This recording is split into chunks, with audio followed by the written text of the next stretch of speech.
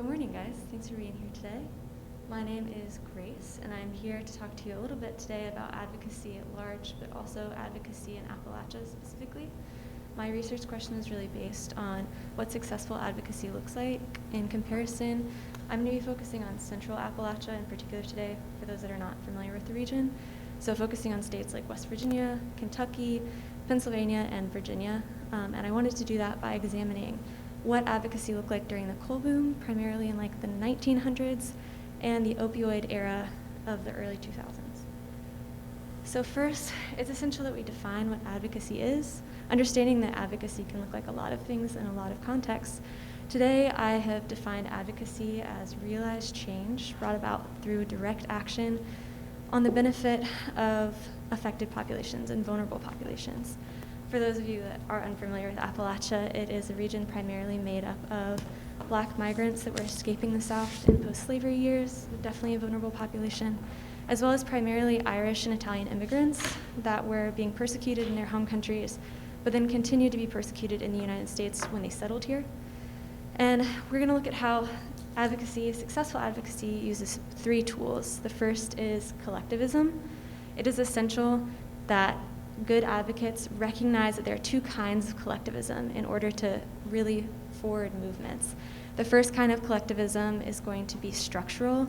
It's essential that good advocates show people that are hesitant to join advocacy that there's already a body that they can jump into and understand their role within that body in order to be successful. And the second part of collectivism is a sort of cultural and social one that really ignites a sense of unity in people and motivates them to continue fighting for people like them. The second tenet is that good advocacy tackles the immediate problems first. So it would be not beneficial to good advocates to think about problems that could get people into the weeds and hesitant to join big advocacy movements by focusing on little things first. Good advocates recognize the big problems that need to be addressed right off the bat for people that are being affected and start offering solutions immediately, which is what we'll see in this third tenet. Good advocates know that they have to provide an alternative to what's been previously accepted as normal or okay, and then offer the resources to help get people to the next new normal and hopefully better conditions. So that's what we're basing advocacy on going into these two situations. So for the comparison, I'm going to start with coal. Largely, I was looking to see how these two movements were affected by advocacy, and what I found was that in the coal movement, there's a good amount of advocacy specifically brought up in these three pillars that was really successful in helping aid a change in coal miners and coal mining conditions in the region, and something that we didn't see in the opioid crisis. So starting with this collectivism, it's imperative that we talk about unions in coal mining, something that opioids didn't have. But that's not to say that a similar aspect could not be brought to the opioid crisis. Unions, by and large, really helped the region by providing that structural collectivism that I was talking about. Right off the bat, there was leaders that had a clear sense of direction, that had a clear sense of goals, that they were willing to inform and teach people in the region about how they could get involved. And that helped spur on movement from even people that would have been considered regular people, that were nervous about unionizing, by giving them the strength and the ideas about how they could immediately be impacted by the good that unions could do. Secondly, we have this sort of brotherly compassion that was happening in coal towns. All the miners, as I previously said, were largely people that had been marginalized in the past and were there in coal towns in the region for the same reason. That was coal mining. They all understood the conditions of the mines, which were not good. They all were enduring the same human rights violations, which were not good. And the danger that was present in their jobs also informed them on how to relate to each other and how they wanted to fight for one another. They were willing to stick through the difficult parts and a lot of the violence that occurred during the coal mining era because they trusted each other and because they were willing to believe that change could happen with one another. In comparison, we don't really see that with opioids. There's a number of reasons for this, one of them obviously being that opioids affect the brain a lot differently than coal mining does. In coal mining communities, there was a health crisis related, right? Black lung is a big thing that affected miners, but it was not nearly as immediate as the effects of addiction was or how addiction affected families.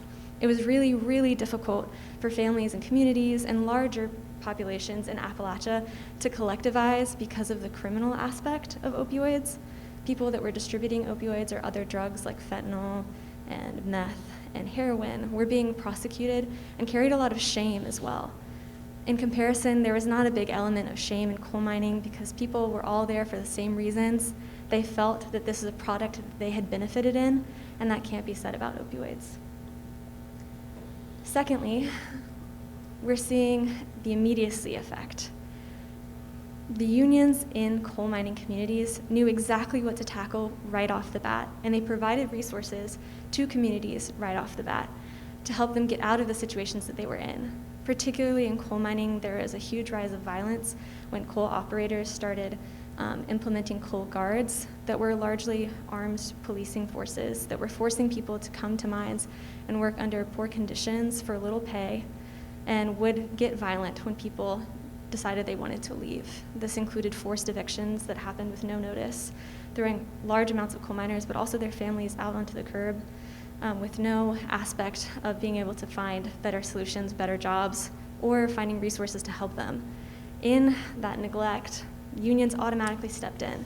They provided alternative housing, they provided meals, and in the case of coal, they also provided weapons to help miners protect themselves and fight back later. In comparison to opioids, again, there is a huge moment where the crisis really matters, where there was a critical moment where someone could have stepped in to aid in this sort of immediacy, but it wasn't delivered. In part, this is because things were happening so rapidly in the opioid crisis.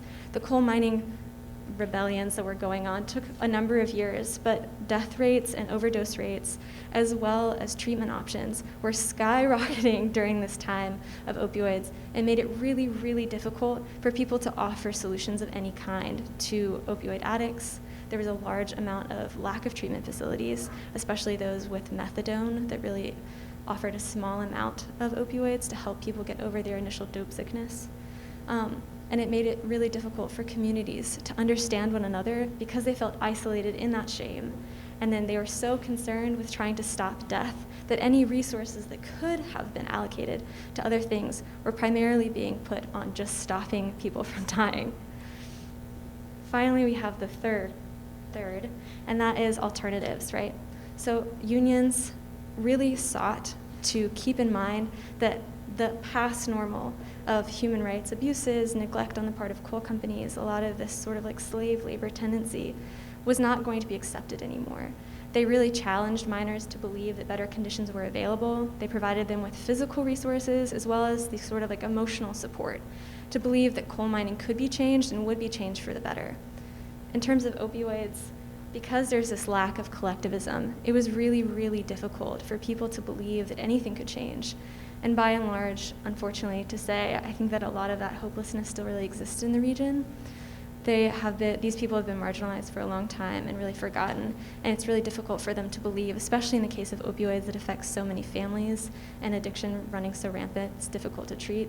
It's hard to see how an alternative could be out there. And there's also a large lack of other organizations that have really been supporting treatment, or supporting victims of addiction that are looking for new solutions, as well as their families that are hoping for other things.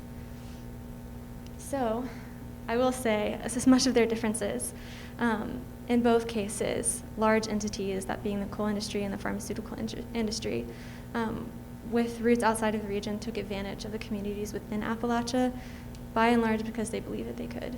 And so far, in a lot of cases, they've kind of gotten away with it. But what I really want the takeaway of this whole presentation to be is that the advocates and the advocacy tactics that were used in coal to help bring about change can still be applied to opioids in this situation in a positive way to benefit the people of the region. I also want to say that these people are pretty much the same as these people. Their conditions are not exactly the same, but people in contemporary Appalachia are descendants mostly of coal miners. They know the stories of coal, they recognize that change happened in the region, and they are still hoping for that change. They just need the support to get there. And finally, I just want to say that all this advocacy and the tactics are still possible and powerful in Appalachia, and they're deserved. And we are hoping to see some of those tactics brought into light. And I just wanted to do a quick shout out to my boyfriend who is an Appalachian and who helped me a lot with this. Thanks.